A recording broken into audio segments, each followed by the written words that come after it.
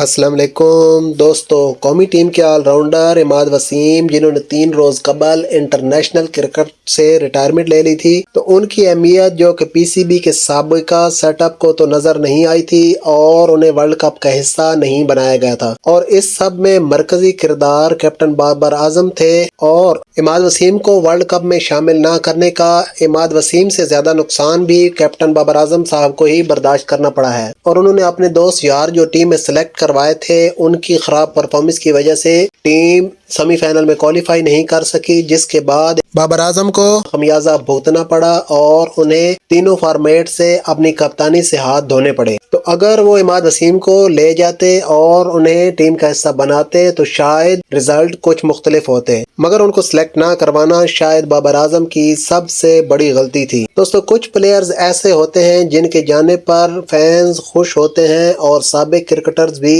لیکن عماد وسیم میرے مطابق ایسے پلیئر ہیں جن کی ریٹائرمنٹ کے فیصلے نے نہ صرف کرکٹ فینز کو بلکہ سابق کرکٹرز کو بھی حیرت میں مبتلا کر دیا ہے اور پریشان کر دیا ہے، اور کوئی بھی ان کے اس فیصلے پر خوش نظر نہیں آ رہا۔ کل قومی ٹیم کے موجودہ وکٹ کیپر محمد رضوان نے بھی ان کے اس فیصلے پر حیرت کا اظہار کیا ہے اور انہیں زبردست خراج تحسین پیش کیا ہے۔ رضوان کا کہنا تھا کہ عماد وسیم کی میرے خیال کے مطابق ابھی کرکٹ باقی تھی، وہ فٹ بھی ہیں اور فارم میں بھی ہیں، تو ان کا یہ فیصلہ حیران کن ہے۔ اس کے علاوہ قومی ٹیم کے سابق کیپٹن راشد لطیف نے تو انہیں ریٹائرمنٹ واپس لینے کا مشورہ دے دیا ہے اور کہا ہے کہ وہ وائٹ بال کرکٹ کے پاکستان کے اس وقت کے سب سے بہترین سپنر ہیں اور ان کی بیٹنگ بھی لاجواب ہے۔ راشد لطیف کا کہنا تھا کہ میرے خیال میں ان کا یہ فیصلہ سراسر غلط ہے اور ابھی ان کی کرکٹ باقی ہے۔ راشد لطیف کا کہنا تھا کہ جیسا کہ سننے میں آ رہا ہے کہ عماد وسیم نے لیگ کرکٹ کھیلنے کے لیے انٹرنیشنل کرکٹ سے ریٹائرمنٹ لے لی ہے، تو ان کا کہنا تھا کہ یہ طریقہ غلط ہے۔ اگر عماد وسیم لیگ کرکٹ کو